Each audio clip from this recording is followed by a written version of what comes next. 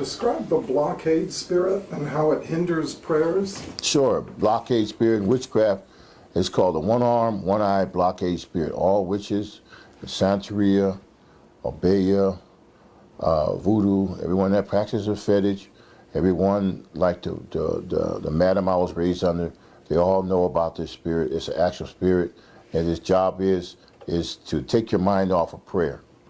When you go into the Bible says, Jesus said, go into your secret closet, shut the door, and when you're praying in secret, God will reward us openly. When you go in your secret closet, it goes in there with you to try to prevent you from getting what's called a breakthrough.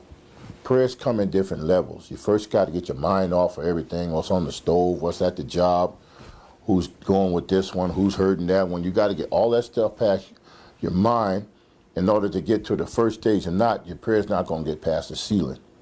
You know, like a lot of people that pray, they say, man, it felt like my prayers only went to the ceiling and come back.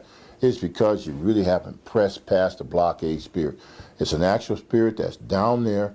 You can actually feel its presence over you while you're trying to get your prayer life in order, trying to get a breakthrough. It's going to remind you of everybody that hates you, is everybody that dislike you, how much money you don't have, stomach ache that you had last week. It's anything that can take your mind off. There's thousands of things, of subject you can use to force in your mind to keep you from getting your prayer through. And you, like Paul says, you have to press past this. You have to. If you don't press past it, every day it'll be there to meet you again. Oh, I'm back again. You know, I'm back again. You remember, you know, this happened last week and that happened, and they try to get you into worry. And they say if you're down there praying, you don't have to worry. This is why you're praying, and God's going to help you with the things that you're concerned about. See? But if you don't press past him, he's going to meet you every day that you're down there trying to pray. And if you start to get a breakthrough, start to get past that ceiling level, then his next thing, well, to have people call you on the phone that you haven't heard from in 27 years. You didn't even know they were alive.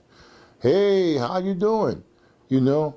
And you're trying to get that breakthrough with God on your hands and knees, and they call you. You get up, answer the phone, and then when you finally go back about 2 hours later, you say, well, it's too late to go back to prayer now.